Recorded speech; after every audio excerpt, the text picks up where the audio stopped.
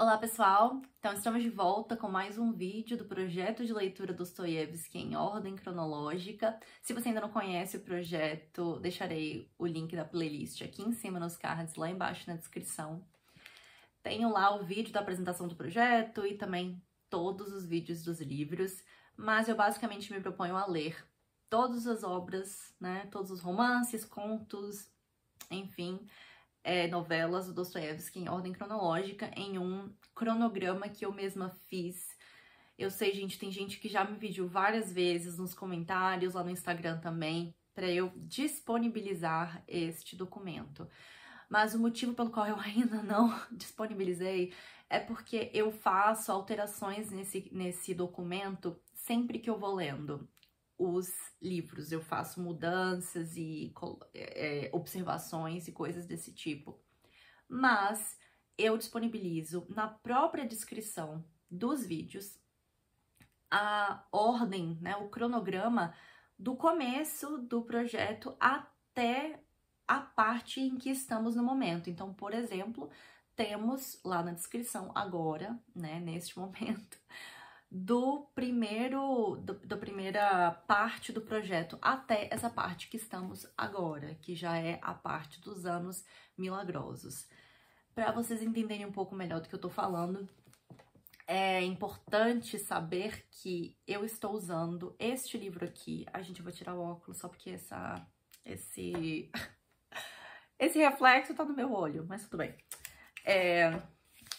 Gente, eu uso este livro aqui, do Joseph Frank, que é a biografia do Dostoiévski, e neste próprio livro, como eu já expliquei pra vocês, né, nós temos as partes, então, do projeto. A gente começa com as sementes da revolta, e depois a gente vai para os anos de provação, o impulso da libertação, e agora nós estamos nos anos milagrosos, que vai de 1865 a 1871, estamos já na quarta parte. Então, da primeira parte até essa, nós temos todo o cronograma bonitinho aí na descrição, caso vocês queiram dar uma olhadinha, tá? Vamos ver se eu vou conseguir disponibilizar esse PDF para vocês. Quando eu me organizar direitinho e conseguir dar um jeito naquele PDF, no PDF não, no documento, eu transformo em PDF e disponibilizo para vocês, mas eu também acho que eu posso disponibilizar e depois, se eu fizer alguma alteração, né, eu mando outro para vocês.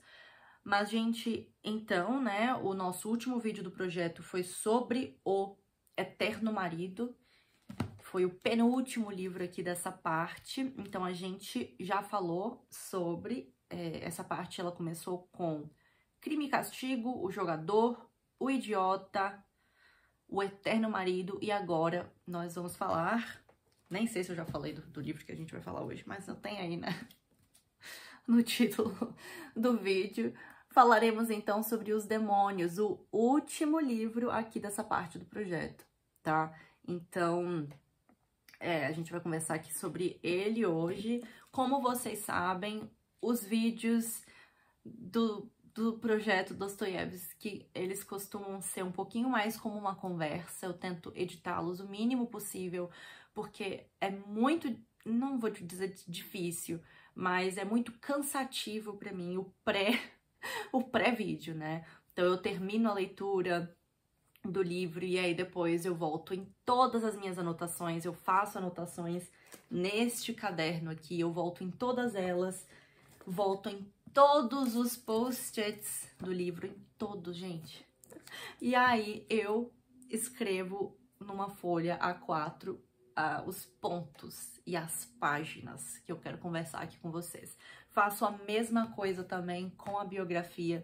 Então, leva uma média de 2 a 3 dias para eu conseguir organizar todo o vídeo, né? Todos os pontos que eu quero falar aqui com vocês. E geralmente o vídeo em si demora em média de 1 hora. Então, os outros, né, contos, as novelas, os livros não tão grandes do Dostoiévski, não tão complexos, eu costumo fazer em média aí 30 minutos, né? Tem uns de 20 minutos, tem uns de 30, 45. Acho que, quer dizer, nem tanto, né? Porque o Memória do Subsolo acho que foi 1 hora de duração e Crime e Castigo aí também foi 1 hora e 20 minutos, se não me engano.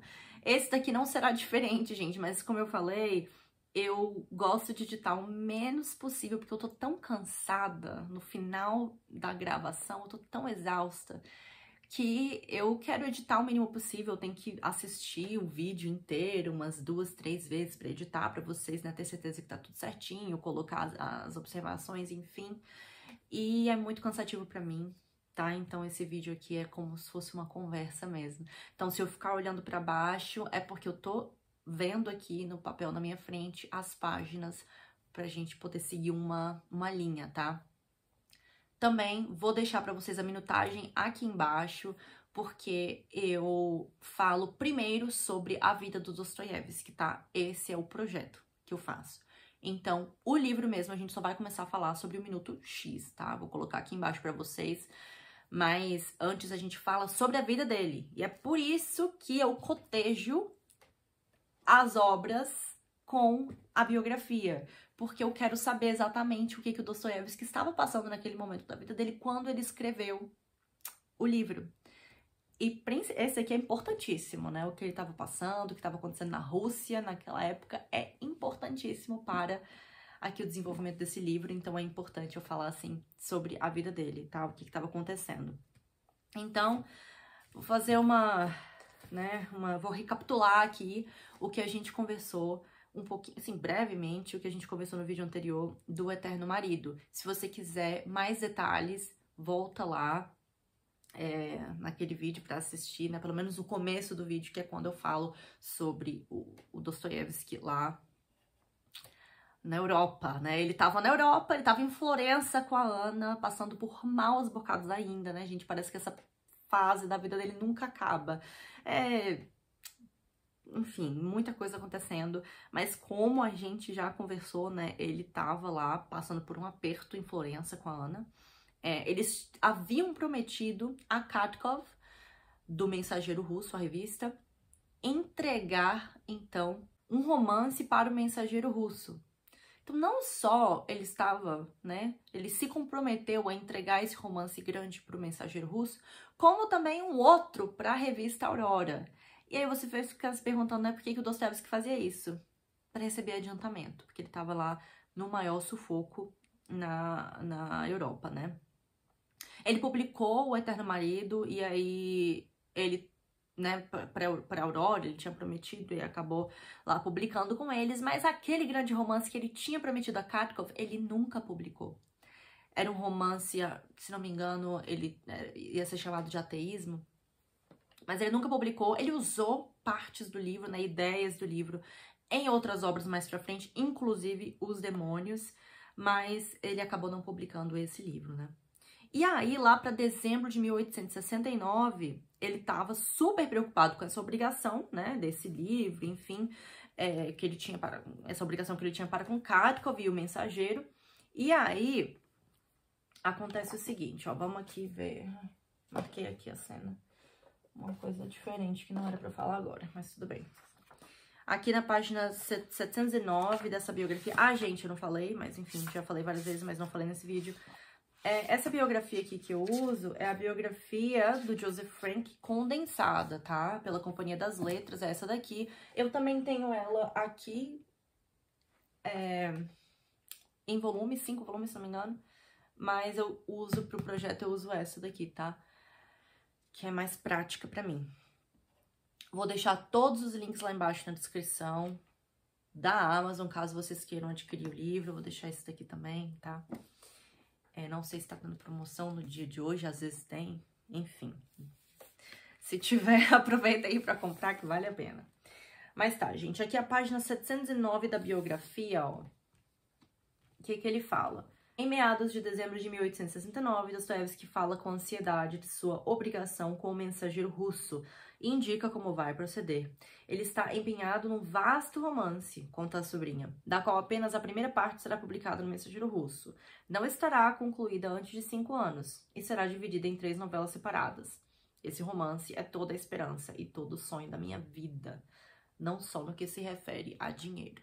Dostoiévski, como a gente sabe, era muito emocionado, dramático também nas coisas dele, nos escritos dele.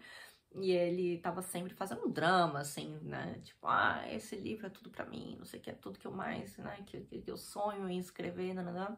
Nesse caso aqui era realmente verdade, né? Quer dizer, é sempre verdade quando tá acontecendo, né? Mas claro que há exageros. Foi a ideia, isso aqui era a ideia de uma obra que seria chamada O Grande Pecador. E ele realmente estaria focado nessa questão do ateísmo, que era a questão mais importante para ele. Só que o que acontece? Também nunca saiu, né? Nunca foi publicado dessa forma, né? E com esse título, né? Não como ele havia pensado antes. Só que ocorreu, então, em novembro de 1869, uma tragédia na Rússia. E é aí que ele tem a ideia para este livrinho aqui. Os Demônios, o seu primeiro romance, podemos dizer histórico, não é histórico, mas enfim, um romance panfleto, como já vamos entender. Aqui no pós-fácil, escrito pelo Paulo Bezerra, gente, a tradução aqui é do Paulo Bezerra, tá? Da editora 34, muito bom esse pós-fácil, muito boa essa edição. Aqui na página 689 do pós-fácil, o Paulo Bezerra fala o seguinte, ó.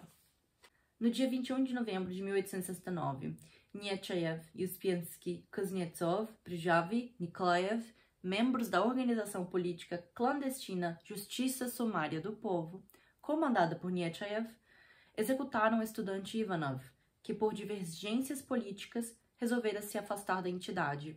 O acontecimento, do qual Dostoiévski tomou conhecimento pela imprensa, provocou grande comoção na Rússia e forte discussão em amplos círculos da intelectualidade no país e na Europa Ocidental. O processo dos 5 integrantes da organização ocorreu em 1871. Foi amplamente divulgado pela imprensa russa e estrangeira, tendo sido, aliás, o primeiro processo por crime político debatido pela imprensa russa. Dostoiévski acompanhou atentamente seu desenrolar pela imprensa. E aí, o que aconteceu? Ele teve uma ideia, né, essa grande ideia, de meio que juntar a ideia dele anterior, que ele estava escrevendo anteriormente, né, a ideia do ateísmo também, a ideia desse grande pensador. E aí ele resolveu escrever esse romance, Os Demônios, depois dessa tragédia, né, esse crime que ocorreu. Aqui na biografia, na página 712, ele fala o seguinte, ó. Topei com uma ideia esplêndida, informa um amigo com entusiasmo. Não estou falando da execução, mas da ideia. Uma das ideias que tem uma ressonância inegável entre o público, como crime e castigo, porém ainda mais próximo da realidade, mais vital e que tem relevância direta para a mais importante questão contemporânea. Terminarei no outono. Não estou com pressa e não estou correndo. Essas palavras são a primeira referência a Os Demônios, que foi de fato concebido em relação à recente descoberta de um assassinato cometido por um grupo de conspiradores revolucionários. Tá aí, gente, Dostoiévski fica muito empolgado com essa... Assim, empolgado não, né? Não vou falar. Ele ficou feliz com esse acontecimento, mas ele fica empolgado com esse livro que ele vai escrever. Né? Ele resolve realmente usar desse acontecimento e fica empolgadíssimo. Ó... ele escreve o seguinte, né, para Michael. O que estou escrevendo agora é algo tendencioso. Quero falar tão apaixonadamente quanto puder. Todos os nihilistas e ocidentalistas gritarão que sou retrógrado. Para o inferno com eles. Falarei o que penso até a última palavra.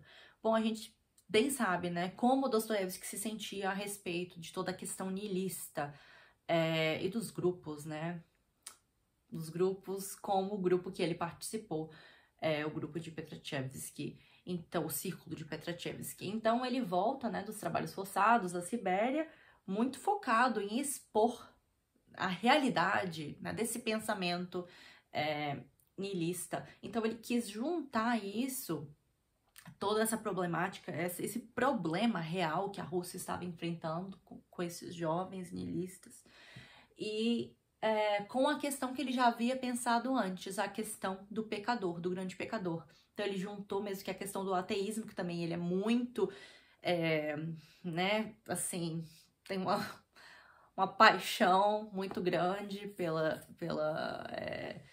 cristianismo ortodoxo, então ele trabalha também com essa questão do ateísmo, e aí ele junta tudo isso para poder escrever esse livro.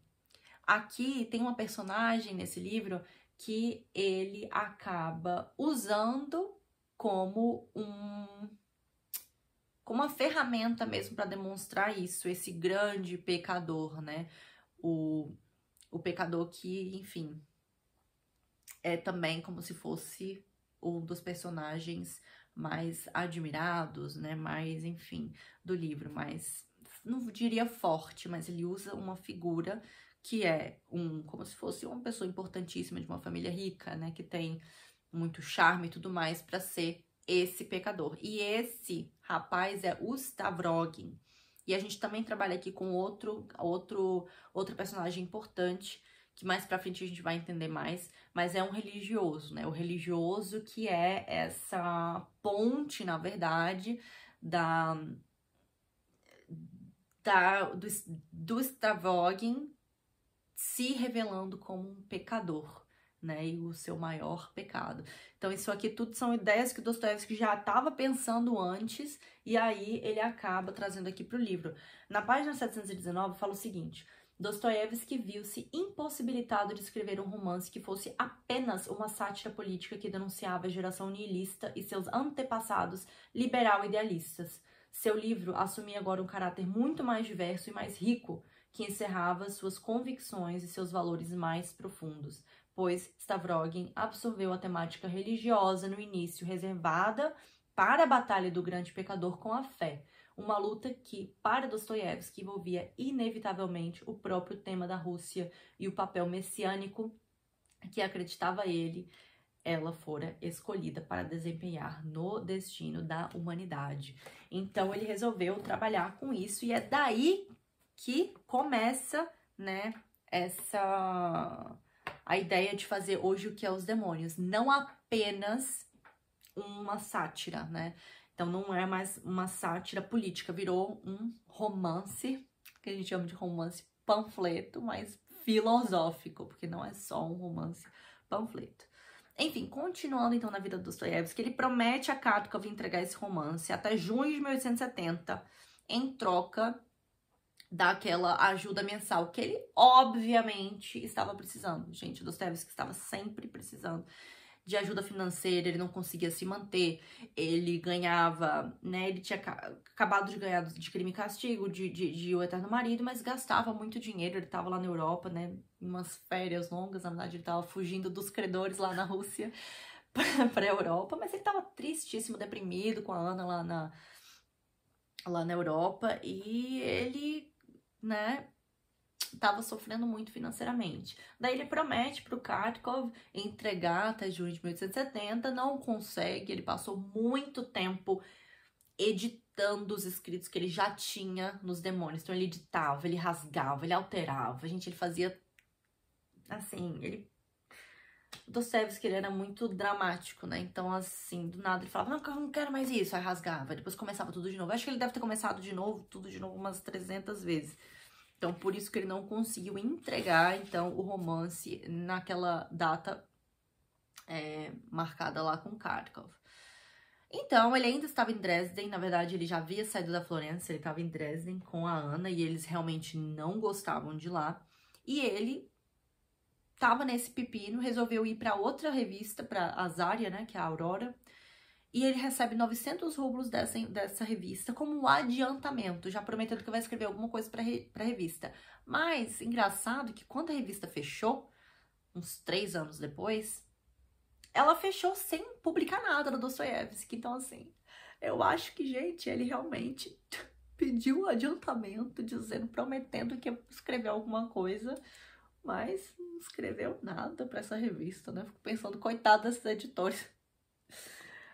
E os dos donos também da revista que resolveram, né, dar esse adiantamento para ele e não receberam nada em troca. Mas, enfim, ele, pelo menos, né, com esses 900 rublos, ele conseguiu ficar mais quietinho e escrevendo os Demônios e enviar para Kharkov. E ele conseguiu em janeiro de 1871. Foi a primeira publicação, porque, como vocês sabem, né, os romances longos dele eram publicados em partes, né, capítulos, fascículos. Então, ele conseguiu enviar para Kharkov e aí a publicação começou em janeiro de 1871, tá? E antes dele voltar para a Rússia, na primavera de 71 também, antes dele voltar para a Rússia, ele tenta mais uma vez o quê? O que ele já tentou fazer milhões de vezes e nunca conseguiu ganhar dinheiro nas roletas, né? Então ele tenta mais uma vez lá ir nos jogos de azar em Dresden, não consegue, não é novidade pra ninguém que ele perde todo o dinheiro. E a Ana tava muito deprimida, grávida, gente, grávida de novo, né? De um menino dessa vez. E ela tava deprimida, não gostava da Europa, não gostava de Dresden, queria ir pra Rússia. E ele tenta ganhar dinheiro pra poder voltar pra Rússia, que é uma viagem cara, né? Mas aí não é novidade, ele perde, né? Mais uma vez ele perde muito dinheiro e eles, né, sofrem com isso. Era o dinheiro, inclusive, não era nem dele, era o dinheiro da Ana. E ele perde o dinheiro dela. E aí, ele mais uma vez pede adiantamento a Kharkov, né? E este, mais uma vez, manda o adiantamento pra ele. Então, o Dostoiévski tinha muitos amigos, né? Pessoas que realmente confiavam no trabalho dele. O Kharkov confiava no trabalho dele, sabia que ele iria entregar, mas sabia que no meio do caminho talvez tivesse que passar por todas essas situações. Mas eles conseguem, então, voltar à Rússia em 5 de julho. E lá eles têm o Fyodor, que é o outro filhinho dele, né? A outra Lyubov, que já é a filhinha que tinha nascido. Bom, quando eles voltaram pra Rússia, né, gente, foi a alegria de muitos amigos. Então, eles, né, tiveram uma vida social, assim, bem movimentada no começo. Mas aí os credores também souberam que eles tinham voltado, que é o que eles não queriam. E aí eles tiveram que... O Dostoiévski não tinha como pagar os credores, a Ana teve que se virar muito. Eles tiveram que, né, alugar um apartamento, aí eles não tinham mais os móveis deles. Todo mundo que tinha cuidado dos móveis pra eles, todas as coisas, tinham vendido as coisas. O Pátia, né, gente? Esse Pátia, que era o genro do... Genro? Não é genro. Esqueci agora a palavra. Bom, o filho da antiga esposa dele que morreu, o Pátia, ele tinha o maior problema com esse menino, porque esse menino sempre queria pegar dinheiro dele. Inclusive, quando ele recebia o dinheiro do Crime e Castigo, tendo marido, tudo isso, né? Esse menino sempre queria pedir o dinheiro pra ele. Ele dava. E aí, o que o menino fez, gente? O Pátia vendeu quase todos os livros da coleção Dostoiévski. Então, eles estavam praticamente sem nada quando voltaram da Europa. E tiveram que recomeçar, né? Tudo de novo. Mas pelo menos eles estavam na Europa. Eles estavam na Europa, não, eles estavam na Rússia, estavam felizes. E, né, ele pôde estar realmente. Tem até uma parte aí que eu não li, mas ele disse que para ele escrever Os Demônios, ele tem que estar na Rússia, ele tem que sentir a terra, né? A mãe terra. Ele tem que sentir a Rússia. Enfim. Aí, lá pras tantas, ele, com suas conexões, a gente sabe que Dostoiévski tinha muitas conexões, ele acabou sendo ajudado, né, pelo herdeiro do trono russo, o Alexandre Tsarevich. Ele foi ajudado pelo Alexandre, ele mandou dinheiro, daí ele conseguiu focar, né, pra terminar Os Demônios, e aí ele conseguiu publicar tudo. Aí, acho que foi a última parte, foi em 72 mesmo. Mas, como ele havia previsto, os críticos radicais foram muito hostis ao livro. Aqui na página, não é da biografia, é do pós-fácil. Aqui na página 694 do pós-fácil, a gente vê o seguinte, ó. A reação imediata da crítica à publicação de Os Demônios é praticamente unânime em classificá-lo como panfleto contra o movimento revolucionário das décadas de 1860 e 70 e algo isolado desse movimento. N. Mikhailovsky, crítico de esquerda e autor de Um Talento Cruel, livro notável sobre Dostoiévski, classifica o caso Nechayev de exceção triste e equivocada e criminosa no meio revolucionário russo. afirmando que o autor de Os Demônios concentrou sua atenção num punhado insignificante de loucos e canalhas que só servem para um episódio de terceira categoria. Essa opinião foi praticamente unânime entre os críticos liberais e de esquerda daqueles idos. Mas Dostoiévski, para quem os atos políticos do homem são produto de um processo histórico, não vê aquele episódio como algo isolado nem único, e sim como um elo na cadeia dos movimentos revolucionários russos, e afirma: os principais propagadores de nossa falta de originalidade nacional seriam os primeiros a se afastar, horrorizados do caso Nechayev. Nossos Bielinskis e Granovskis não acreditariam se lhe dissessem que eles são os pais diretos de Nechayev. Portanto, foram essa afinidade e essa sucessão do pensamento que evoluíram dos pais para os filhos que procurei expressar em minha obra. Então ele fala, não foi só um caso, não. O Nechayev não assassinou, né, o ex-amigo dele, o ex-integrante da sociedade, porque ele é só um louco, não. Esse pensamento, né, ele vem sido trabalhado e desenvolvido lá nos pais, né, desse pensamento nihilista. Então não é uma coisa tipo, veio do nada, né, esse doido Nechayev veio do nada e resolveu assassinar o cara que não queria mais fazer parte dessa sociedade nihilista. Não foi assim. E o Dostoiévski quer deixar muito claro que não é esse o motivo pelo qual, né, ele não tá usando se usando de uma panfletagem qualquer para poder, sei lá, defender uma ideia dele, né? Ele sabe muito bem que ele tá praticamente sozinho nessa ideia e indo contra, né, o que tava se propagando na Rússia, mas ele não queria nem saber, que nem ele falou antes, né? Ele disse, vão me chamar de retrógrado, mas eu vou falar o que eu tenho para falar e eu vou escrever esse livro. E, cara, esse livro aqui, gente, ele é completo. Ele é simplesmente perfeito como um romance panfleto filosófico. Acho que até isso é pouco para descrever o que é esse romance. Mas ele é perfeito, ele é redondinho, tem começo, meio e fim, ele tem todos esses elementos filosóficos que ele queria e religiosos que ele queria trabalhar antes, ele conseguiu trabalhar aqui. Né? A minha única, não é nem crítica, né, a esse livro é que ele não conseguiu publicar um dos capítulos do livro, que teve que ir pro final aqui, né, veio como apêndice aqui nessa edição, porque o Katkov não aceitou um dos capítulos. A gente vai conversar sobre esse capítulo um pouquinho mais à frente, tá? Mas enfim, gente, ele foi publicado por completo em 72, como eu falei, e, enfim, né, provocou ataques e recriminações na imprensa radical progressista lá na Rússia, e foi uma pauleira, assim, em cima do Dostoiévski.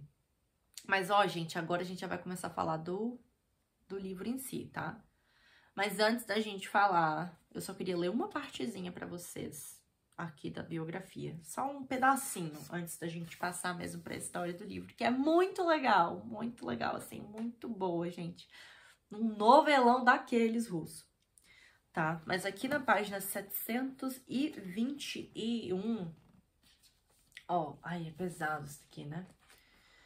Olha só, ele fala o seguinte: escrevendo a Maikov um dia depois de despachar os primeiros capítulos, Dostoiévski explica como via o livro que estava começando a escrever ou reescrever. Ó, ele fala o seguinte: é verdade que os fatos também nos provaram que a doença que afligiu os russos esclarecidos foi muito mais virulenta do que nós mesmos tínhamos imaginado e que não terminou com os Bilinskis e os Krajewskis e sua laia. Mas, naquele momento, o que aconteceu foi atestado por São Lucas. Os demônios entraram em um homem, e seu nome era Legião, e pediram-lhe, permita-nos entrar nos porcos, e ele lhes permitiu. Os demônios entraram nos porcos, e toda a vara se precipitou por um despenhadeiro ao mar, e se afogou. Quando as pessoas saíram para ver o que acontecera, encontraram um homem que tinha sido possuído, agora sentado aos pés de Jesus, vestido e em perfeito juízo. E aqueles que testemunharam isso contaram por que meios aquele que estava possuído por demônios foi curado. Aí a carta continuou. A mesma coisa aconteceu em nosso país. Os demônios saíram do homem russo e entraram numa vara de porcos, isto é, nos Nechayev, etc. Estes se afogaram ou se afogarão, e o homem curado, de quem os demônios já saíram, senta-se aos pés de Jesus. E tenha isso em mente, meu caro amigo, que um homem que perde seu povo e suas raízes nacionais também perde a fé de seus pais e seu Deus. Bem, se você quer mesmo saber, esse é, em essência, o tema do meu romance. Ele se chama Os Demônios e descreve como os demônios entraram na vara de porcos. Então, a gente vai dar início agora a falar sobre o livro em si, gente. Deixa eu só organizar aqui meus papéis, que eu tenho que ter as páginas pra gente conversando de uma forma tranquila. Tá, vamos começar então, gente, com o livro em si. Pela nota aqui, por causa do título do livro, que é importante a gente conversar sobre o título do livro, que foi traduzido por muitas pessoas, não como Os Demônios, né? Traduzido de uma forma errada. Então, há um tempo atrás...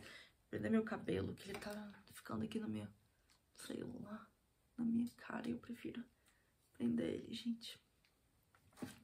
Aqui, ó, o que o Paulo Bezerra fala, né? Nota do tradutor aqui nessa edição. Em uma de suas traduções no Brasil, em alguns outros idiomas, o romance Os Demônios saiu com o título Os Possessos. Trata-se não de tradução, mas de interpretação ou deturpação do título original Bias, natural de bias, que significa demônio. O termo possessos é um outro termo, é o Odiergime Besson. E não tem nada a ver com o título do livro, que é Os Demônios.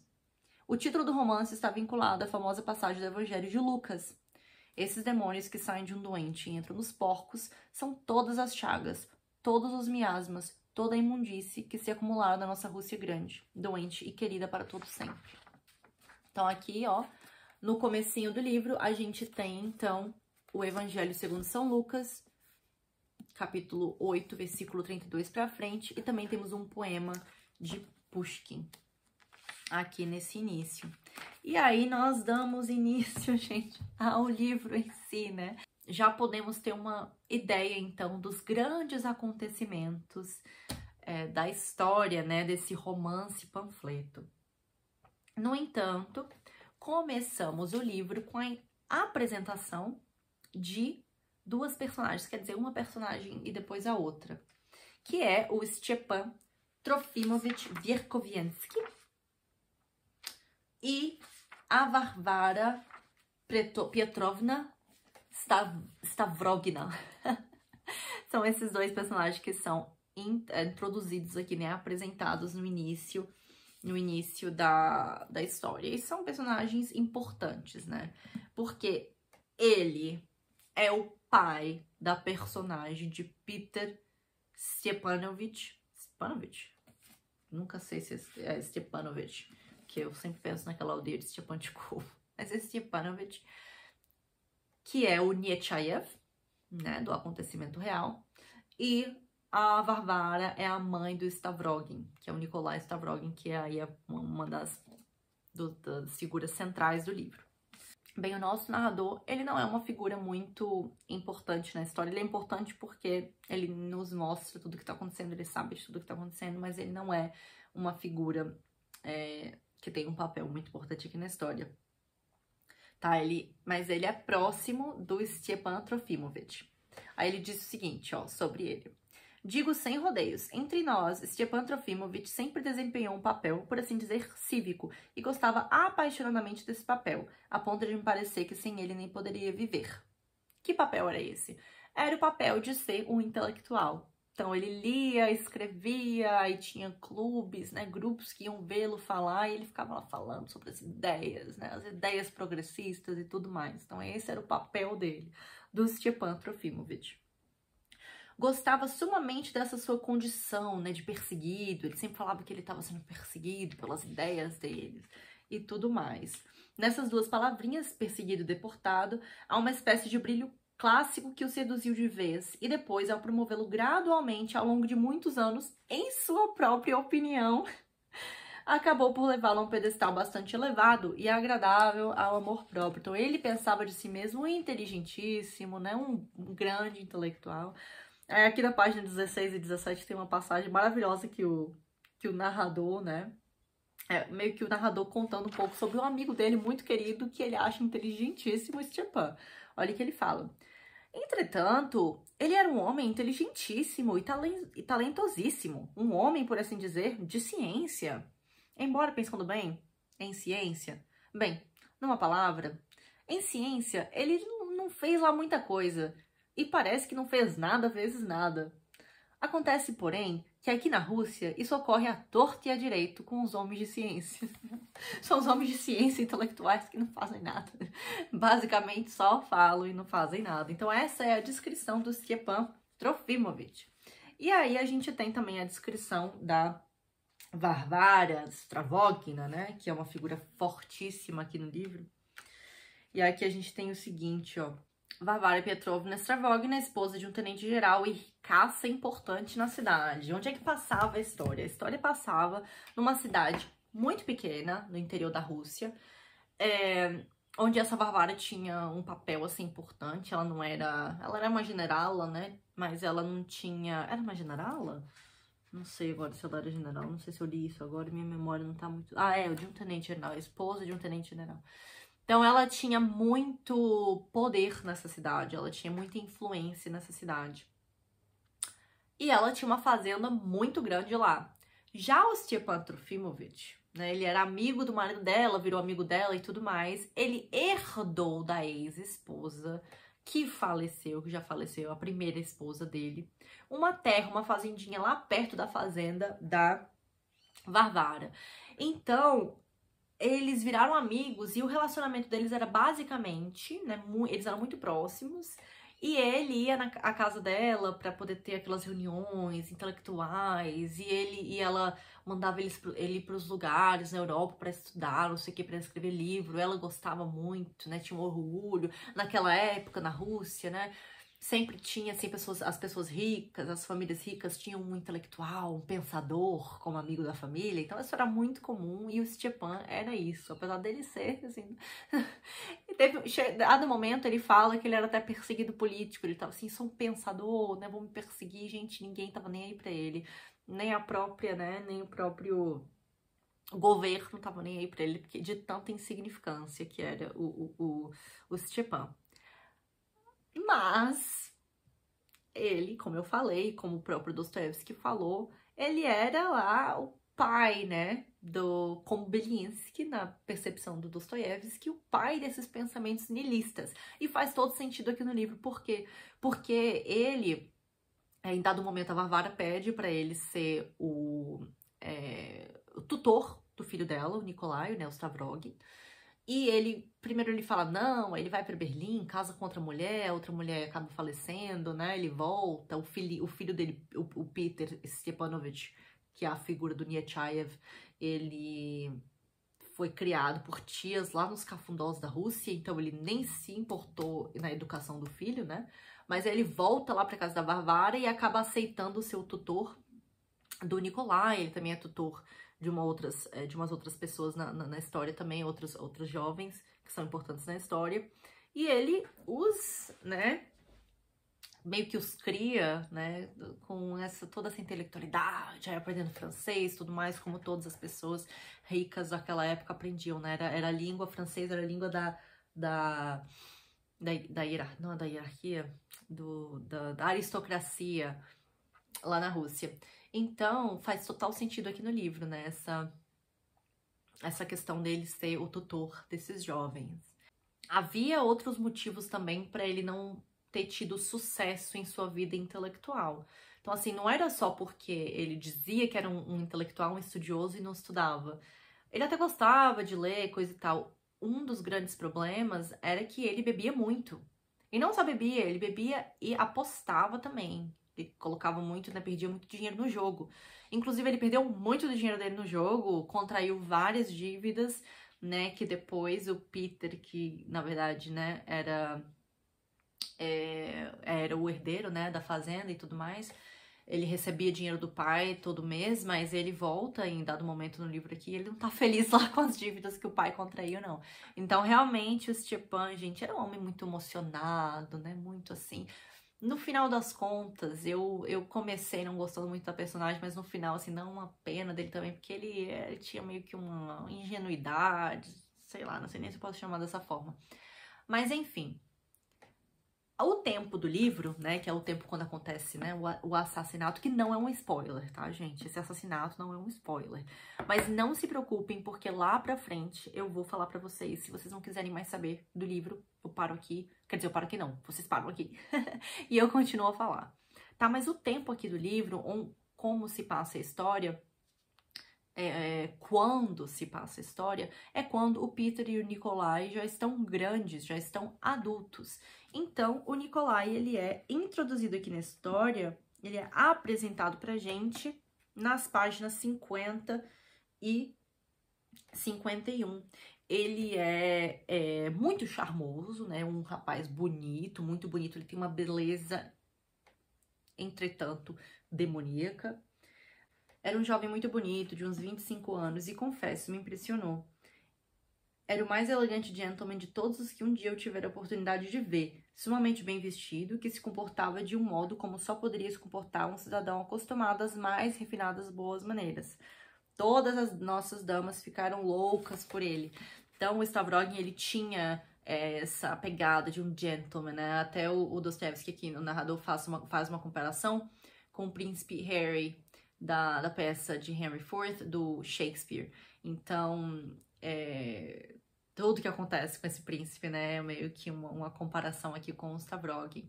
Então, ele começa de uma forma, né? Então, assim, ele começa aqui no livro como esse cara, né, super charmoso e tudo mais, mas ele acaba, gente, enlouquecendo aqui no livro também, no meio do livro, né, aí daqui a pouco ele volta ao normal. Enfim, é um personagem muito complicado aqui e importantíssimo para o desenvolvimento da história. Mas enfim, ele tava, né, ele tava meio que quase noivo da Lisa, que é uma personagem também muito importante no livro. A Lisa, ela é filha de uma amiga da Varvara, então elas duas querem muito que o Nikolai e a Lisa se casem, porque naquela época, né, as famílias mais ricas, eles queriam que os seus filhos casassem entre si. Mas, enfim, o Stavrogin, o Nikolai, acaba indo embora. Ele não fica noivo da Lisa, ele vai embora, né, vai pra Suíça, enfim. E a Lisa também é uma outra personagem que ela é educada pelo Stepan. Então isso também é importante na história. Bom, a gente sabe também que ele tem meio que não é um caso, mas um rumor, um boato de que ele tem um caso com a Daria. Quem é Daria? Tem muitos personagens, né, gente? É um novelão russo aqui. Mas a Daria, ela é filha de Pátia, um criado ou uma criada, agora não lembro, da Varvara. E ela é irmã de um personagem muito principal, se não um dos mais principais aqui do livro, que é o Chatov. Então ela é a Daria Chatova e eles são irmãos e eles são criados, assim, eles meio que são... A Varvara meio que é benfeitora deles, mas ela tem uma preferência pela Daria. Só que eles ainda não são, né, de família rica, nem nada do tipo. Então a Varvara não quer que a Daria se case com o Nikolai, mas existe esse boato e esse rumor que a protegida da Varvara, né, bom, o Nikolai está aí interessado nela. Mas aí ele também acaba, né, indo pra Suíça, enfim, e aí nada acaba acontecendo, nem com a Lisa e nem com a Daria. Mas aí ela não quer que a Daria se case com o Nikolai, mas ela ama a Daria. Olha o que ela fala, o que ela pensa sobre ela. Há muito tempo resolveram de uma vez por todas que o caráter de Daria não se parecia com o do irmão, ou seja, com o caráter do irmão Ivan Chatov. Vamos já conversar sobre ele.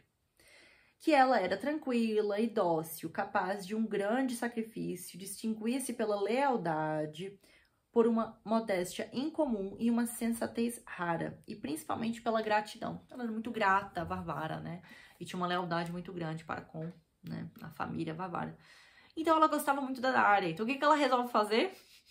Não é deixar Nikolai casar com ela. Ela resolve, gente, casar o Stepan Trofimovich com a Daria. Ele tem mais do que seus 50 anos, né? Mais de 50 anos. E a Daria, ela é bem nova, acho que ela tem 20, alguma coisa assim. E aí, ela decide casar os dois. E quando ela fala isso pro Stepan, ele fala, meu Deus, não, como assim, né? Que coisa, ela é muito nova, ela era minha aluna, enfim. Ela fala, não, você vai casar com ela. Ela meio que decide tudo por eles. Ela fala com a Daria fala, o que você quiser eu faço, né? Mas assim, dá pra ver que ela não ficou lá muito feliz. Mas ela fala, eu faço o que você quiser. E o Stepan, ele diz, assim, no começo ele fica muito chocado, né, com essa ideia do casamento. Mas a Daria não, a Varvara, ela bate firme e diz que eles têm que casar. Bom, essa situação, né, do casamento do Stepan com a Daria é muito importante para a apresentação de um outro grupo, né, de personagens aqui. Ele não quer se casar com a Daria, então ele tá desesperado, tá pensando até em fugir, porque ele tá numa reunião, né, com aquele clube, aquele grupo que gosta de escutar ele. Mas aí começa um barraco lá de que deles, que é o Lebiatkin, que é um personagem, assim, um beberrão aí da cidade, que ele tá dizendo que alguém roubou dinheiro dele, que o Nikolai mandou dinheiro pra ele lá da Suíça, daí a pessoa que era pra ter trazido o dinheiro tinha que ter trazido 1.000 e dado pra ele 1.000, mas só deu 300, alguma coisa assim, ficou com 700 pra ela, né?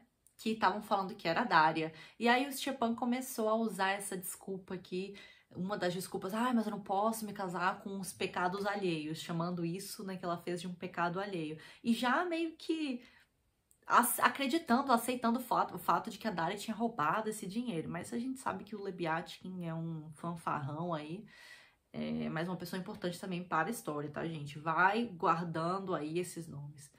Mas, enfim, nesse momento, né, nessa reunião, a gente tem outros personagens importantes. A gente tem a apresentação de uma personagem muito importante para a história, que é o Kirillov, né? Ele tem uma questão filosófica no livro, que é uma visão do suicídio como um sacrifício em prol da humanidade, em prol da causa, né? Da causa nihilista lá. E eu acho interessante apresentar o Kirillov para vocês, lendo aqui tanto uma página da biografia, quanto também do livro. Aqui na página 770, ó. Em Kirillov, que é uma de suas maiores inspirações, Dostoiévski concentra todo o pathos e a grandeza do humanismo ateu, inspirado por Feuerbach, com sua doutrina de que o homem-deus, isso é, toda a humanidade, poderia tomar o lugar do tradicional Deus-homem. E é o maior medo, né, terror da vida do Dostoiévski, é alguém tentar tirar o lugar do Deus-homem, né, porque ele é muito cristão. Aqui na página 160 tem uma conversa entre o Kirillov e o narrador do livro, e ele tá falando, né, explicando quais são as suas motivações para pensar daquela forma, né? Com esse pensamento de que o suicídio dele próprio seria o que ajudaria a humanidade a perceber que ela mesma, né, pode ser Deus, e que cada pessoa pode ser Deus, e que Deus não existe, na verdade. Existe até o momento que você acredita nele. Quando você percebe que você é Deus, você vira um homem-deus. Aí olha o que ele fala. A vida é dor, a vida é medo, e o homem é um infeliz. Hoje tudo é dor e medo. Hoje o homem ama a vida porque ama a dor e o medo. E foi assim que fizeram. Agora a vida se apresenta como dor e medo, e nisso está todo o engano. Hoje o homem ainda não é aquele homem. Haverá um novo homem, feliz e altivo. Aquele para quem for indiferente viver ou não viver será um novo homem. Quem vencer a vida, a dor e o medo, esse mesmo será Deus, e o outro Deus não existirá. E ele ainda fala assim, ó. Aquele que desejar a liberdade essencial deve atrever-se a matar-se. Aquele que se atrever a matar-se terá descoberto o segredo do engano. Além disso, não há liberdade. Nisso está tudo. Além disso, não há nada. Aquele que se atrever a matar-se será Deus. Hoje qualquer um pode fazê-lo, porque não haverá Deus nem haverá nada. Mas ninguém ainda o fez nenhuma vez. Então a gente já começa a entender aqui que o Kirillov está pensando em se matar. Agora pensa aí, por que que isso é importante para o líder do grupo, né? Por que que isso é vantajoso para o líder do grupo, que é o Peter Stepanovich, né? Que representa o Nechayev lá da Rússia. Por quê, gente? É bem complicado. Mas enfim, eu queria apresentar aqui essa personagem para vocês entenderem mais ou menos esse papel do Kirillov. Então essa primeira parte do livro ela é importante para apresentar os personagens. Tem uma outra personagem também que é muito importante do livro, que é a Maria, que é a irmã do Lebiatkin, que ela é uma mulher, ela é chamada de coxa, né? Ela é louca e ela é muito cuidada aqui pelo Nikolai. A gente vai entender lá pra frente. Só que a própria mãe dele, a Varvara, ela acha que eles estão noivos ou alguma coisa desse tipo. Então, o que que acontece? O fim da primeira parte, ele termina com um barraco, que acontece aqui. O barraco é o seguinte, a gente ainda não entende direito por que que esse barraco tá acontecendo, tá?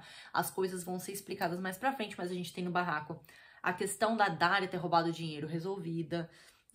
A gente tem também resolvida não, né? Dizendo que ela explicando que não foi ela que roubou coisíssima nenhuma, que o Lebiatkin tá mentindo. A gente tem a apresentação mais forte, assim, do Lebiatkin com a Maria, que é essa personagem. E aí a gente tem o Nikolai defendendo essa personagem na frente de todo mundo, né? A gente tem a mãe dele perguntando pra ele, vocês estão noivos? Uma coisa desse tipo. E aí ele não responde, mas aí acaba indo embora com essa mulher. Então tá todo mundo assim com, né, super inflamado. A gente também tem a questão do Peter, o filho do Stepan, expondo o pai para todo mundo nessa reunião aí, nessa casa, dizendo, esse cara aí, né, expondo para a Varvara, ele não quer casar com a Daria, coisíssima nenhuma não, ele pensou até em fugir, porque ele não quer fazer o que você tá falando, ele não quer casar com ela, ele quer fugir, e ele disse também que não queria casar com pecados alheios, dizendo que a Daria foi a que roubou o dinheiro, expôs o pai, ele é um canalha, gente, a gente vai falar sobre ele agora, ele é realmente um canalha, e aí termina com esse terror, daqui a pouco o Nikolai volta e a gente termina a primeira parte com o Chatov dando um soco na cara do Nikolai e a Lisa, que tava lá no meio também, que é apaixonadíssima pelo Nikolai, desmaiando. Então, realmente é uma mistura, um barraco, um monte de coisa acontecendo, um novelão russo mesmo, mas é importante ter essas apresentações dessas personagens antes da gente ir para a parte principal do livro, que é a que a gente tá indo agora. Então tá, a parte 2 ela começa 8 dias depois desse barraco, e aí a gente sabe, né, que tem algo acontecendo aí nesse grupo de amigos, né, o grupo de Peter, o grupo de Nikolai, de Chatov, de Kirillov, né, de Liputin, que também é um personagem importante aqui na história. Alguma coisa tá acontecendo aqui. E vai ser esclarecido pra gente agora, porque o Stavrogin, o Nikolai Stavrogin e o Chatov, eles conversam, né? E a gente sabe que o Chatov, ele foi passar um tempo na América com o Kirillov, quando os dois ainda, né? Eles faziam parte lá desse grupo nihilista do Peter, e aí eles foram, né, enfim, para poder espalhar a causa. E lá, o Chatov acaba mudando de ideia, depois ele vai para a Suíça e ele decide sair da sociedade. Então, esse aí é o ponto importante do livro. O Chatov decide sair da sociedade. E aí, o Stavrogin e eles estão conversando e o Nikolai, o Stavrogin, fala para ele assim... Ai, gente, se eu falar Nikolai uma hora e Stavrogin outra, me desculpa, mas eu misturo mesmo. É Nikolai e Stavrogin, uma pessoa só, tá? Mas o Nikolai, ele fala pra ele assim, olha, Chatov, estão querendo te matar. E aí já é um susto, assim, pra gente, que na verdade não é susto nenhum, né? Porque essa informação tá aqui atrás do livro. Mas eles falam assim, ó, Chatov, estão querendo te matar. Aí aqui, na página 242 do livro, a gente tem essa conversa, que é muito interessante, muito mesmo. Ó, O Nikolai fala assim: algumas circunstâncias me forçaram a escolher hoje mesmo esta hora e vir aqui preveni-lo de que talvez o matem. Daí Shatov fala: não tenho medo deles, rompi com eles. Aquele veio aqui até umas 4 vezes e disse que era possível. Mas o que você tá sabendo, na verdade? Aí o Nikolai fala pra ele: eu tô sabendo que você foi pra América, mudou de ideia, foi pra Suíça, que saiu do grupo, pediu pra sair do grupo e eles te deram uma incumbência final pra você fazer, pra depois você ser liberado, né, do grupo, pra poder sair. Assim, o assado, fiquei sabendo de tudo, não através deles, mas por mero acaso. Eis o que até agora você parece não saber, Shatov. Esses senhores não têm nenhuma intenção de deixá-lo. Aí Shatov fala: isso é um absurdo. Eu avisei honestamente que estava rompendo com eles em tudo. É um direito meu, um direito da consciência e do pensamento. Não vou admitir.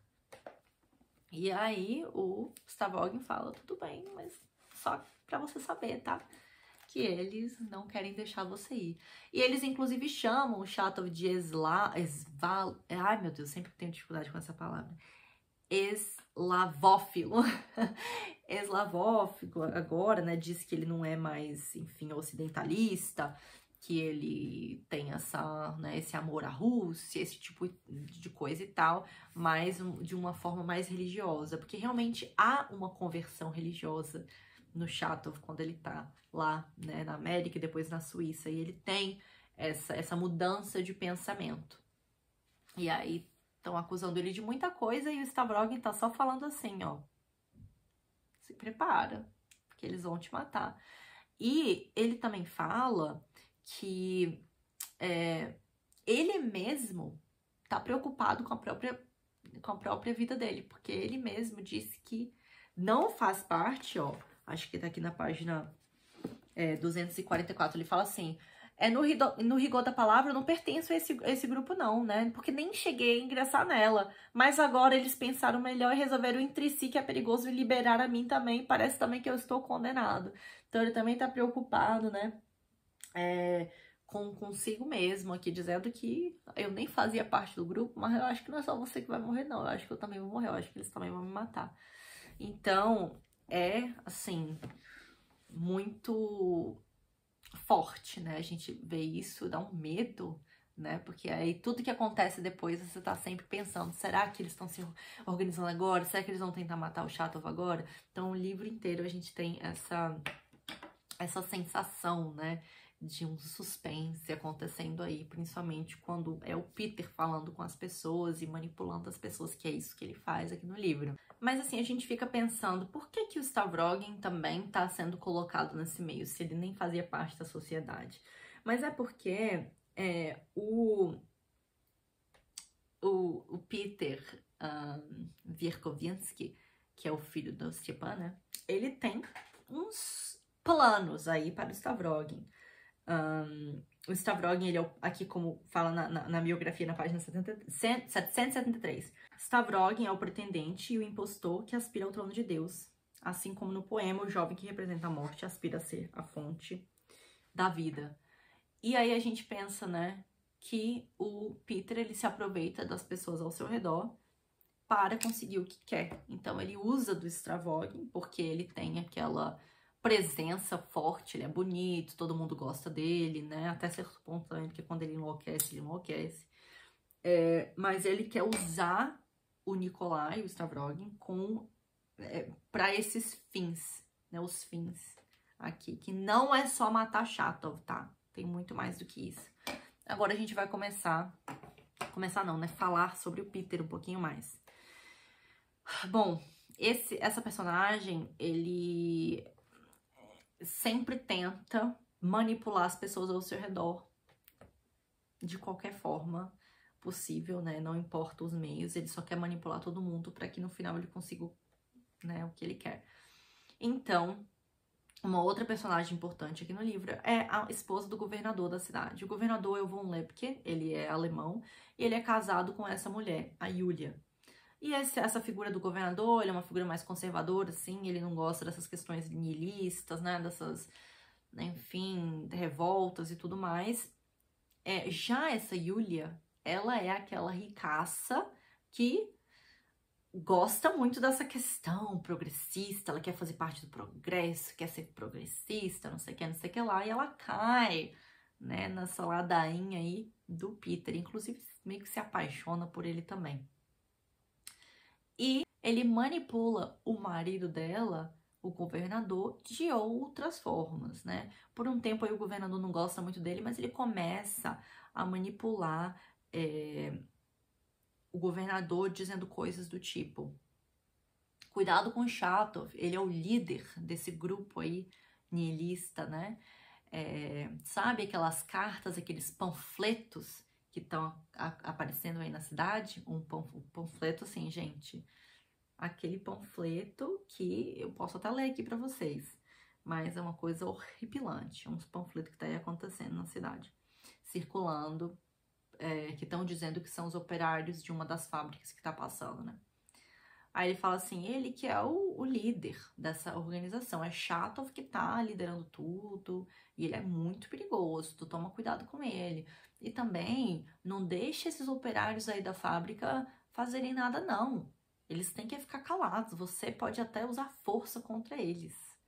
Então, o Peter tentando atiçar, né, o governador para agir de uma forma para incitar talvez a população, né, contra ele. Então o Peter, ele tá sempre aí, ó, maquinando, ele tentando manipular todo mundo, e as suas intenções ficam claríssimas aqui nesse momento. Aqui na página do livro aqui mais para frente, 344, é a conversa que ele tem com o governador da cidade. Olha só. O panfleto, que na verdade é um poema, né? O Peter escreveu e colocou o nome do Shatov no final, como se fosse o Shatov que tivesse escrito esse panfleto, esse poema. E o nome se chama Bela Alma, né? Que é basicamente um manifesto comunista. Mas aqui, ó. Não era de berço nobre, cresceu no meio do povo, mas o perseguiram o Tsar, o ódio e a inveja do boiardo, e condenou-se ao sofrimento, a torturas, execuções, tormentos. E ao povo ele enunciava liberdade, igualdade, fraternidade. Deflagrada a insurreição, para outras plagas fugia. Do casamata, do Tsar, do chicote, dos tenazes e do carrasco, e o povo, disposto ao levante contra o severo destino, esperou de Smolensk a Tashkent, ansioso estudante. Esperou ele a para ir sem discussão, liquidar enfim os boiardos, liquidar por completo o tsarismo, tornar comuns as fazendas e proclamar para sempre a vingança contra a igreja, os matrimônios e a família, os crimes do velho mundo. Ele entregou esse poema aqui, né, chamado Bela Alma, para o governador, dizendo que foi Shatov que escreveu. E que é Shatov que está incitando os trabalhadores lá, os operários da fábrica. Então, assim, um homem muito inteligente, muito esperto, né? Mas aí, o governador, ele meio que cai nessa conversa do Peter e ele mostra uma carta que ele recebeu de uma pessoa, um incógnito, uma pessoa, né, não identificada, dizendo que ele faz parte de um grupo nihilista, né, e aí que ele, do grupo que tá planejando uma revolução aí, muito em breve, e que ele quer denunciá-los. Então ele fala assim na carta, olha, é preciso agir em silêncio, senão me quebram o pescoço. Ele entrega isso pro Peter e o Peter leva lá pro grupinho dele pra poder, né, pega a carta, diz que vai ler a carta, sei lá o que ele fala, não lembro agora, mas ele é muito, assim, não charmoso, mas manipula muito bem. E depois o governador até se arrepende de ter dado a carta pra ele. Mas ele mostra lá pros amigos dele, tentando convencer todo mundo de que Shatov, na verdade, vai denunciar a todos. E aí depois, um momento triste também é quando Peter vai conversar com Kirillov, né? Aquele que de toda a questão do suicídio. E aí eles estão conversando e é claro que o Peter também está manipulando, né, o Kirillov para se matar em prol da sociedade, da causa, na verdade, em prol da causa. E Kirillov fala o seguinte: na sociedade divulgou-se a ideia de que poderei ser útil se me matar. de que quando vocês aprontarem alguma coisa e a polícia passar a procurar os culpados, de repente eu meto um tiro na cabeça e deixo uma carta dizendo que fui eu que fiz tudo. E então vocês poderão ficar um ano inteiro fora de suspeita. E aí o Peter fala assim, pelo menos alguns dias. E um dia é precioso. Então, gente, assim, a dureza das conversas de Kirillov com Peter, né? Que o Peter, ele tá sempre falando, tipo assim, você tem, não se esquece que você tem uma obrigação para com a sociedade, você tem que se suicidar, e não vem me falar que você mudou de ideia e quer viver, não, né? Porque é importante pra causa. E sempre, né, colocando o outro pra baixo, sem nem admitir, sem nem considerar, sem nem mencionar o fato de que o Kirillov é uma pessoa e que ele vai se matar em prol da causa. Tipo, o Peter é aquele que manipula todo mundo ao redor dele, quer que todo mundo faça as coisas para que a causa dele aconteça, mas ele não quer, fazer nada. Ele mesmo não faz, né? Nada, quer dizer, no futuro vai fazer. Mas ele mesmo não quer fazer nada, ele quer que as pessoas façam por ele, né? E aqui é importantíssimo, né, gente? A gente sabe que ele quer cometer um crime, que ele quer matar o Chatov, então é óbvio. E outras coisas também que a gente já vai conversar. E é óbvio que ele tenta, tá sempre lá insistindo pro Kirillov não mudar de ideia. E ele usa das suas artimanhas, né, pra poder fazer isso acontecer. A outra coisa também que o Peter quer, ele quer uma revolução, né, na cidade. Então ele tá lá atiçando todas as mentes progressistas lá. Então tem uma reunião que é na casa de Virgins, que é um dos integrantes do grupo. Então tá lá esse cara, a esposa dele, várias outras pessoas, e é nessa reunião que é apresentado o personagem de Shigaliov, né, e o Shigaliovismo, que é o que tá aqui nas orelhas, né, nas orelhas. Shigaliov é um homem genial, né? Quem já viu esse livro aqui, quem já pegou já sabe que o Shigaliovismo é apresentado aqui nesse livro. E aí aqui, ele tem várias ideias sendo conversadas nessa reunião, ideias de como, né, de como melhorar a sociedade, esse tipo de coisa. Mas temos várias ideias aqui sendo apresentadas.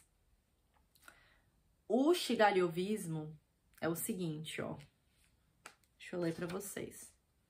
Aqui é uma pessoa que faz parte dessa reunião, um intelectual também, né, progressista, que vai falar, ele leu tudo que o Shigaliov escreveu e ele vai aqui meio que falar tudo mastigado, né, para as pessoas aqui do grupo. Aí olha o que ele fala. Shigaliov propõe, como solução final do problema, dividir os homens em duas partes desiguais. 1/10 ganha a liberdade de indivíduo e o direito ilimitado sobre os outros 9/10. Estes devem perder a personalidade e transformar-se numa espécie de manada, numa submissão ilimitada, atingir uma série de transformações da inocência primitiva, uma espécie de paraíso primitivo, embora, não obstante, continuem trabalhando. As medidas que o autor propõe para privar de vontade os 9/10 dos homens e transformá-los em manada, através da reeducação de gerações inteiras, são excelentes. Baseiam-se em dados naturais e são muito lógicas.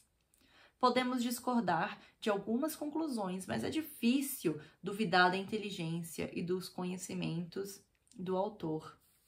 É uma pena que a condição dos 10 serões seja absolutamente incompatível com as circunstâncias, senão poderíamos ouvir muita coisa curiosa. E aí ele continua aqui, Vejam, através de vários panfletos de feitio estrangeiro lançados às escondidas por aqui, propõe-se que cerremos fileiras e formemos grupos com o único objetivo de provocar a destruição geral, pretextando que é possível curar o mundo todo por mais que tratemos dele, mas cortando radicalmente 100 milhões de cabeças, facilitaremos a nossa parte e tornaremos possível a transposição do pequeno fosso com mais segurança. A ideia é magnífica, não há dúvida, mas é no mínimo tão incompatível com a realidade quanto o pensamento de Shigaliov, ao qual o senhor acabou de se referir com tanto desdém, né? Tá conversando com alguém aqui. Gente, não era só o doido do Nechayev. A gente sabe disso, como não era só o doido do Peter. Esse grupo aqui de pessoas intelectuais, eles acham ótima a ideia de matar todo mundo. E aí o resto que sobrar, conseguir comandar. Então é um absurdo, assim, né? Depois a gente tem uma conversa do Peter com o Nikolai, onde ele defende essa ideia do Shigaliov. Ele fala assim, ó, no esquema dele, cada membro da sociedade vigia o outro e é obrigado a delatar. Exatamente o que ele faz no próprio grupo dele, né? Cada um pertence a todos e todos a cada um. Todos são escravos e iguais na escravidão. Nos casos extremos, recorre-se à calúnia e ao assassinato, mas o principal é a igualdade. A primeira coisa que fazem é rebaixar o nível da educação, das ciências e dos talentos. O nível elevado das ciências e das aptidões só é acessível aos talentos superiores, e os talentos superiores são dispensáveis. Os talentos superiores sempre tomaram o poder e foram déspotas. Os talentos superiores não podem deixar de ser déspotas e sempre trouxeram mais depravação do que utilidade. Eles serão expulsos ou executados. A um Cícero corta-se a língua, a um Copérnico furam-se os olhos, um Shakespeare mata-se a pedradas. Eis o Shigaliovismo. Os escravos devem ser iguais. Sem despotismo ainda não houve nem liberdade nem igualdade, mas na manada deve haver igualdade. E eis aí o Shigaliovismo. Hahaha, né? Está achando estranho? Eu sou a favor do Shigaliovismo. Então essa é a ideia. Então assim, basicamente controlar a manada que sobrar dessa forma aqui. Sem contar que ainda existe a possibilidade, né? A possibilidade não, a vontade de matar todo mundo. Todo mundo não, né? Deixar ali só aqueles que podem ser os escravos deles. E aí depois nessa reunião também, gente, tem um dado momento que o Peter traz uma conversa à tona lá, uma questão, que ele fala assim: vocês achariam certo assassinar um membro do grupo que tá falando que vai denunciar a causa? Aí todo mundo fica, como assim é assassinar? Ele fala, a pergunta é muito simples, vocês são a favor de um assassinato? Né? E aí no final, esses bandos de pé rapado aqui desse grupo ainda fala, sim, né? Que eles acabam sendo a favor, porque a causa é muito mais importante. Porque a sociedade, né? A causa comum é muito mais importante do que a vida de uma pessoa. Gente, esse livro aqui foi difícil de ler, mas uma das melhores coisas que eu já li, com certeza. Então, a gente sabe aqui que o Peter, ele tá organizando o assassinato do Shatov. Ele tá organizando também o protesto dos operários da fábrica. E ele também tá organizando umas outras coisas, talvez, se você não quiser mais spoilers, para que o vídeo vai ler o livro e depois voltar. Mas eu vou dar spoiler a partir daqui, tá? Mas ele também tá organizando o assassinato da legítima esposa do Nikolai. Em dado momento aqui do livro, Nikolai, ele sabe que tem um criminoso aí na cidade que também está sendo manipulado pelo Peter, que é o Fiedkan, não sei como é que pronuncia o nome dele, Fiedkan, eu acho, mas é esse rapaz aí, esse cara, esse criminoso que oferece, né, para matar a mulher, a esposa do Nikolai, que é a Maria, aquela personagem, né, louca que eu falei mais cedo. E então ele, né, o Peter está tentando manipular o Nikolai dessa forma também. E ele também tem uma outra coisa, né, que a gente vai saber já já. O que acontece?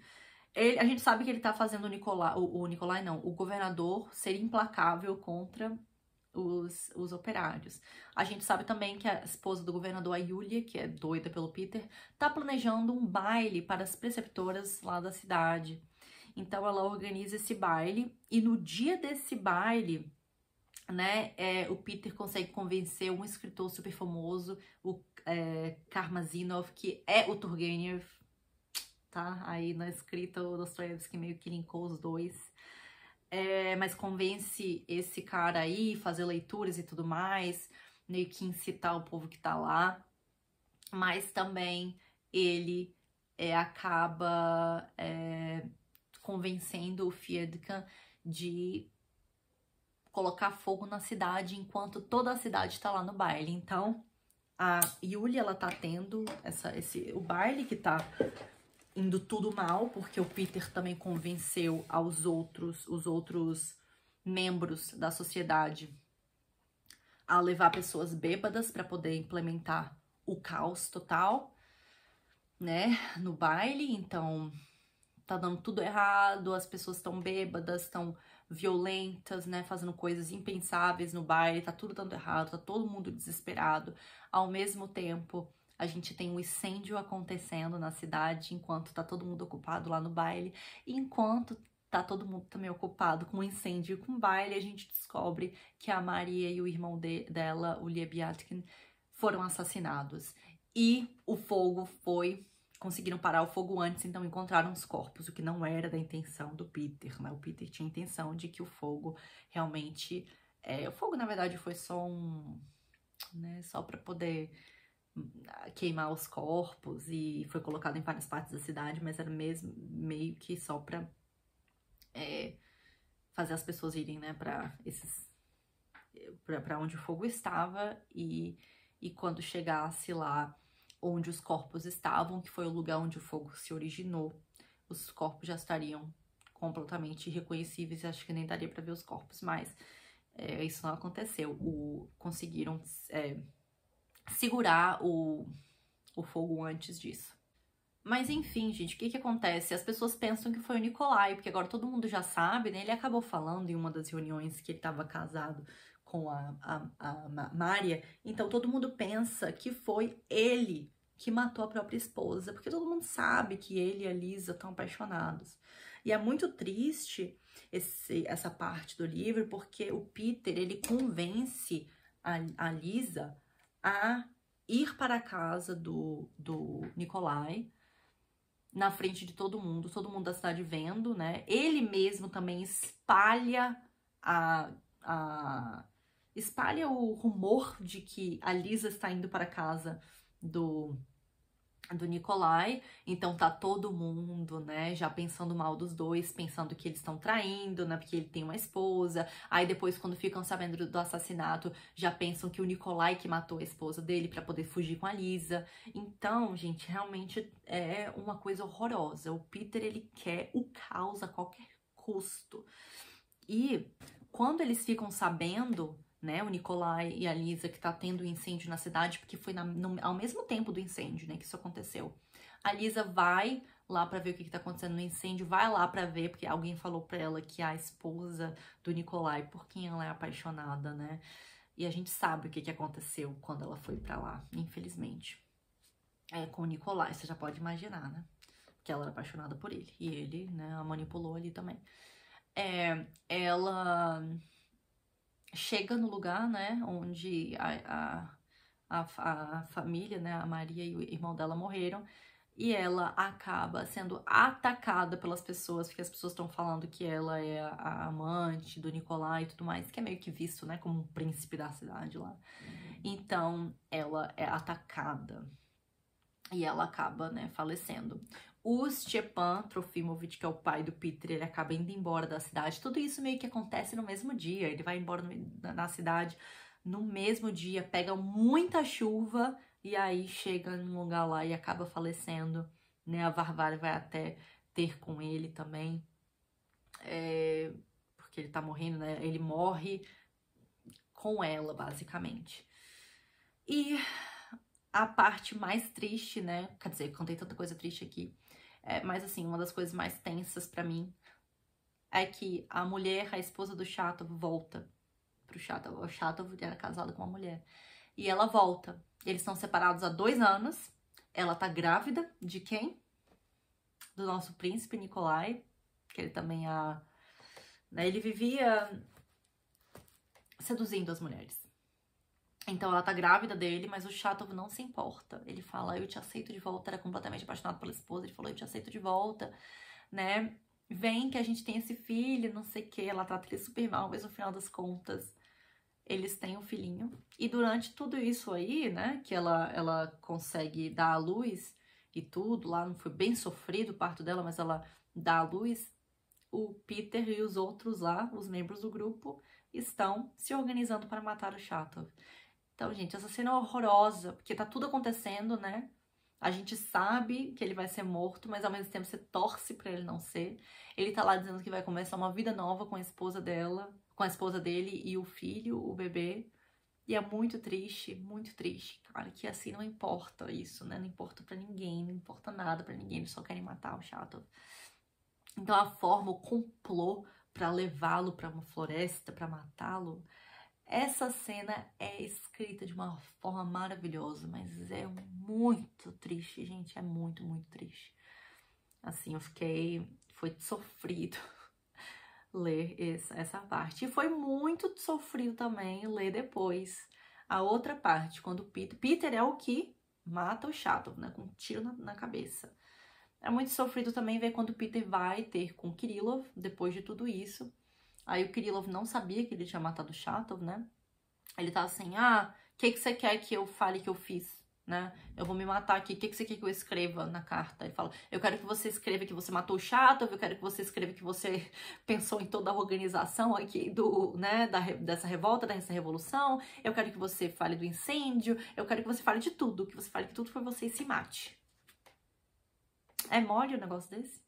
E aí o Kirillov, do nada, ele fala assim, não sei se eu quero isso, eu não vou falar que eu matei o Chatov, você é um canalha, você matou o Chatov. Ele falou, não, você vai fazer tudo isso, porque você quer se matar. Então ele acaba, no final, essa manipulação final foi horrível, porque eu tava assim, eu não sabia se o Kirillov ia se matar ou não. Eu sabia que o Chatov ia morrer, mas eu não sabia, eu tava assim, rezando pro Kirillov não se matar e falar pra ele, não, vai embora, né, vai embora daqui. Mas, infelizmente, gente, ele se mata, a cena é muito intensa também, ela é bem forte a cena que ele se mata, tem uma briga entre ele e o Peter. E é isso, gente. O livro termina dessa forma. Na verdade, termina com uma carta que a Daria recebe do Nikolai. Uma carta que ele escreve falando assim, Daria, eu vou fugir, né? Você quer ir comigo? Vamos pra Suíça. Eu consegui um lugarzinho na Suíça. Venha comigo. Porque no final das contas, a mulher que ele gostava mesmo era a Daria, né? Não era a Lisa, que era apaixonada por ele. Ele queria a Daria. E aí, no final da carta, ele fala assim, Daria, enfim, vem comigo pra Suíça. E aí a Daria mostra a carta pra Varvara. A Varvara fala, você vai? Aí a Daria fala, eu vou. Porque ela também era apaixonada por ele. Aí a Varvara fala, eu vou também. Aí elas vão pra a casa lá onde o Nikolai estava escondido, porque ele já tinha ido embora, né? O Peter também foi embora da cidade, fugiu. Chegando lá, gente, o Nikolai tinha se suicidado, né? Se matado. Enforcado. E por que eu falei que a minha crítica, o livro que não é uma crítica, né? Mas é que o capítulo aqui que a gente tem no final, que é o apêndice, ele não foi publicado. E é o capítulo onde a gente entende o Nikolai melhor. A gente entende o porquê do suicídio dele. A gente entende um pouquinho mais do que ele fez em vida, né? Tem vários pecados aqui. Ele foi o grande pecador. Então essa era a grande ideia do Dostoiévski com esse personagem, né? Essa personagem aqui do Nikolai. Então, eu não vou contar todos os detalhes aqui desse apêndice, mas realmente é onde tem o desenvolvimento maior daquele grande pecador. Com Tchikov aqui é o personagem religioso, né? Religioso que a gente conversou lá no começo.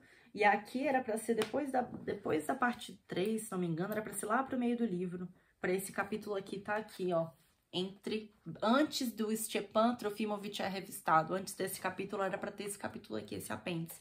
Mas o Katkov disse que não queria, porque tem uma cena muito forte aqui de um dos pecados do Nikolai. Se você sabe qual é o pecado, né? Você sabe do que eu tô falando, mas é uma coisa horrorosa, assim, uma coisa realmente Terrível. Aí aqui na página 739 ele fala assim, ó, haverá trechos do romance, da biografia, haverá trechos do romance, na segunda e na terceira parte, que um dos personagens principais confessa secretamente a outro personagem um crime que cometeu. A influência psicológica desse crime sobre o personagem desempenha um grande papel no romance.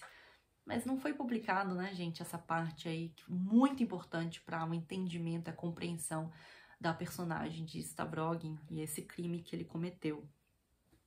Bom, aqui na página 690, né, fala assim, o suicídio de Stavrogin, que encerra o romance, fora previsto por Dostoiévski desde a primeira concepção dessa personagem. Mas é difícil dizer como ele poderia ser apresentado se o capítulo da confissão tivesse sido incluído.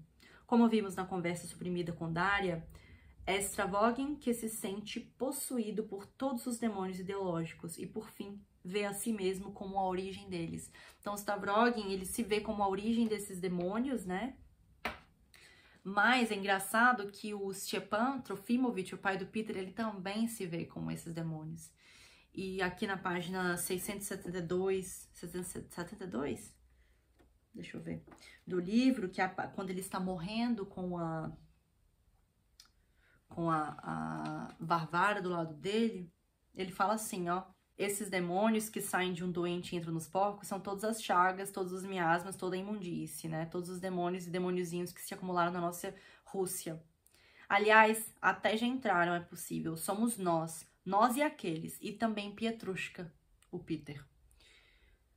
E é possível que eu seja o primeiro, que esteja à frente, e nós nos lançaremos, loucos e endemoniados, de um rochedo no mar, e todos nós afogaremos, pois para lá é que segue o nosso caminho, porque é só para isso que servimos, mas o doente haverá de curar-se e se assentará aos pés de Jesus. Então ele acaba também dizendo que ele acha que ele foi, né, o primeiro demônio, o criador disso tudo, todo esse pensamento, porque afinal de contas ele foi o tutor de todos eles.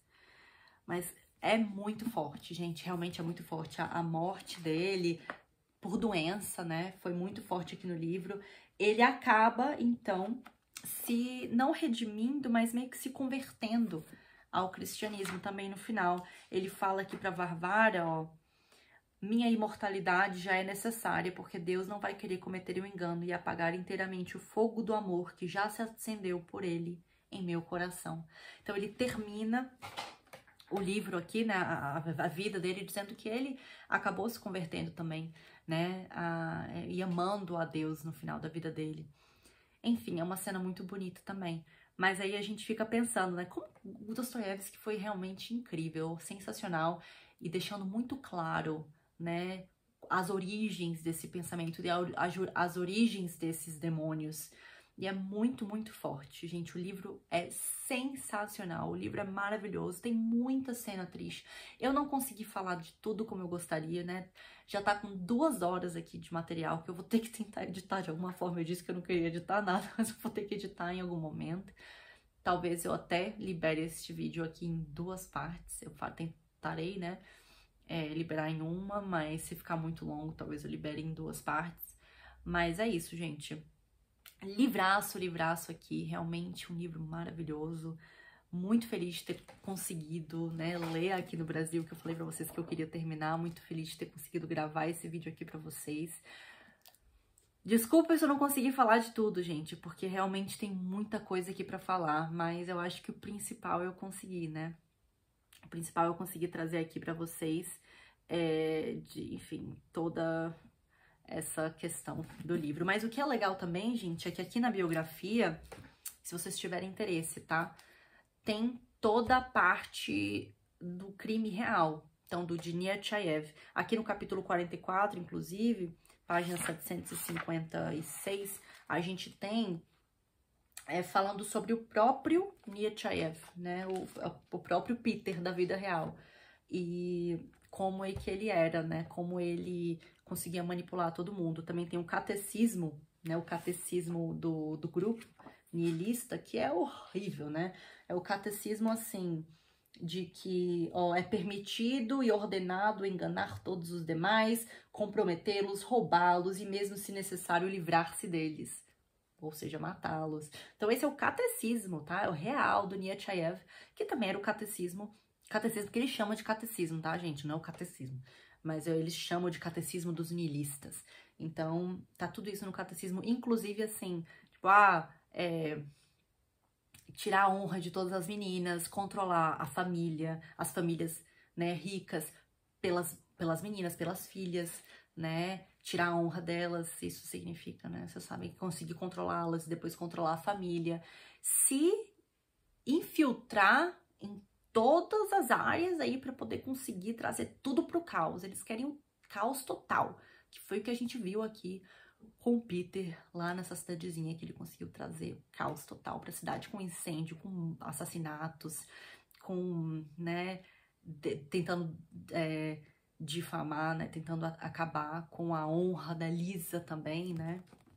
Enfim, gente, é uma coisa de louco aqui, mas eu tô muito cansada de falar, eu chego que tô rouca, mas foi muito bom falar aqui com vocês, conversar aqui com vocês sobre o livro, gente.